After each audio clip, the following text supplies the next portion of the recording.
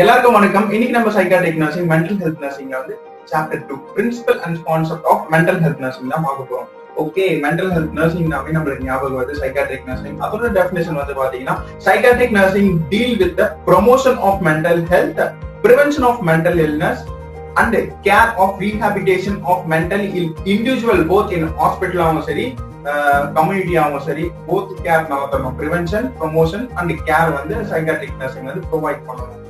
அதுதான் சொல்லிட்டு நம்ம டெஃபினிஷன் பாக்குறோம். நெக்ஸ்ட் வந்து இதோட signs and symptoms of mental illness.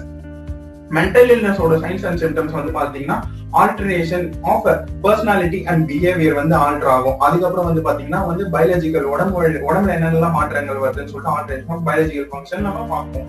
First வந்து alteration of personality and behaviour பார்ப்போம்.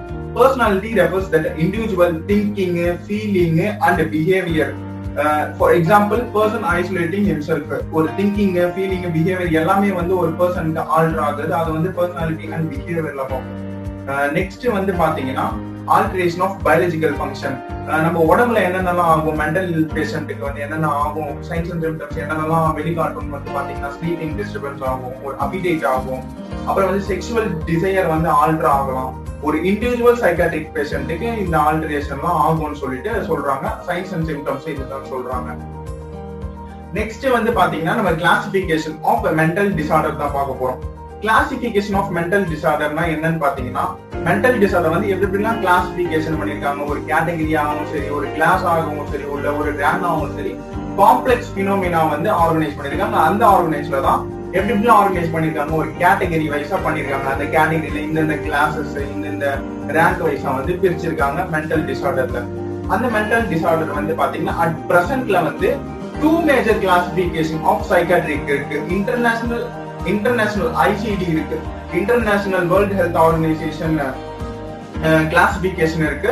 இது வந்து வேர்ல்ட் ஹெல்த் ஆர்கனைசேஷன் சொன்னது. இன்னொன்னு வந்து பாத்தீங்கன்னா DSM, அதாவது diagnostic and statistical manual mental disorder இருக்கு. இது வந்து யார் சொன்னாங்கன்னு பாத்தீங்கன்னா அமெரிக்கன் சைக்காட்ரிக் அசோசியேஷன் இன்ட்ரோடியூஸ் பண்ணிருக்காங்க. ICD-10 வந்து 2018ல வந்து ICD-11 எக்ஸ்ட்ரா ஒன்னு ஆட் பண்ணிருக்காங்க. இதுதான் வந்து 2 மேஜர் கிளாசிபிகேஷன் ஒன்னு இருக்கு. இப்போ நம்ம இதை விரிவாக்கமா பார்ப்போம். ICD-10 International Statistical Classification of Disease and Related Health Problem வந்து 1992ல இன்ட்ரோடியூஸ் பண்ணிருக்காங்க. இந்த மெயின் கேட்டகரிஸ் இன் ICD-10 வந்து 10 வகையா வந்து பிரிச்சிருக்காங்க. இந்த 10 வகையில வந்து F0-9, F10-19, F22, அதாவது ஒரு கோட் அண்ட் ஆல்பபெட்டிக் ஆர்டர்ல வந்து கேட்டகரி கொடுத்திருக்காங்க.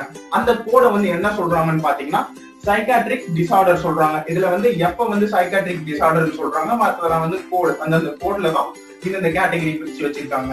இப்போ வந்து நம்ம ICD-10 வந்து பார்ப்போம்.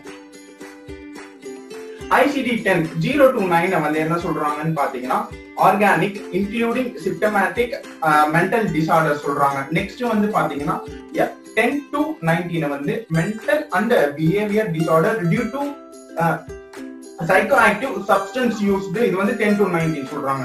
நெக்ஸ்ட் வந்து 20-29 வந்து schizophrenia, schizotypal and delusion disorder சொல்றாங்க. 30-39 அதாவது சைக்காட்ரிக் டிசார்டர் ஆஃப் 30-39 வந்து மூட் டிசார்டர் சொல்றாங்க. 40-48 வந்து neurotic, stress related and சொமேட்டோஃபார்ம் disorder சொல்றாங்க. இது வந்து 40-48.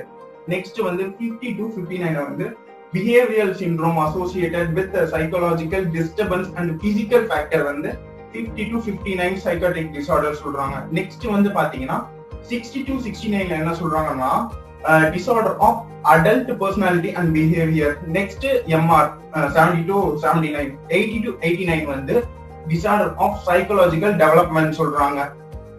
நெக்ஸ்ட் வந்து 90-98 வந்து behavioral and emotional disorder with onset of occurring in childhood and adolescent. Last classification of the mental disorder வந்து unspecified mental disorder சொல்றாங்க. 2018ல வந்து எக்ஸ்ட்ரா ஒன்னு இன்ட்ரோடியூஸ் பண்ணிருக்காங்க. அதாவது ICD-11. இது வந்து இன்டர்நேஷனல் கிளாசிபிகேஷன் நம்ம இப்போ பார்த்தோம். நெக்ஸ்ட் வந்து நம்ம என்ன பார்க்க